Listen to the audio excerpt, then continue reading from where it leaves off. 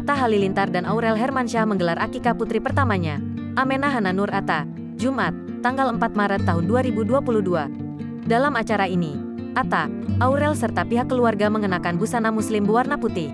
Mengenai ini, Rika Wirjes selaku desainer menjelaskan terkait tema busana keluarga Atta dan Aurel di acara akikahan tersebut. Nuansanya hitam putih, karena memang Atta sukanya hitam ya.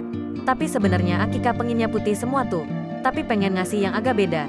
Jadi ya udah deh, kesukaan Atta aja jadi kasih sentuhan hitam, kata Rika di kawasan Pondok Indah, Jakarta Selatan, Jumat, tanggal 4 Maret tahun 2022.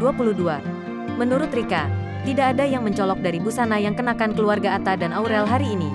Namun, pihaknya menyuguhkan kenyamanan dari busana tersebut saat dipakai. Sebenarnya enggak terlalu banyak yang spesial. Yang pasti buat akikah bajunya harus nyaman. Harus playful juga, karena anaknya cewek ya. Dan yang pasti ramah untuk muslim dan muslimah, tuturnya. Rika juga menyebut nominal harga busana yang dikenakan keluarga Atta dan Aurel. Dikatakannya, harga busana tersebut mencapai lebih 10 juta rupiah. Pokoknya aku kasih harga spesial, untuk kisarannya yang pasti 10 juta rupiah ke atas, satu bajunya. Yang pasti spesial price untuk Atta, Aurel, sama Amenah, ungkapnya. Enggak sampai, yang pasti yang pas aja. Sekalian hadiah dari kita juga. Pokoknya spesial banget, pungkasnya. Saat ini, Atta Halilintar dan Aurel Hermansyah tengah diselimuti kebahagiaan setelah memiliki momongan. Putri pertamanya juga lahir di tanggal cantik yakni tanggal 22 Februari tahun 2022 yang bernama Amenah Hana Nur Atta.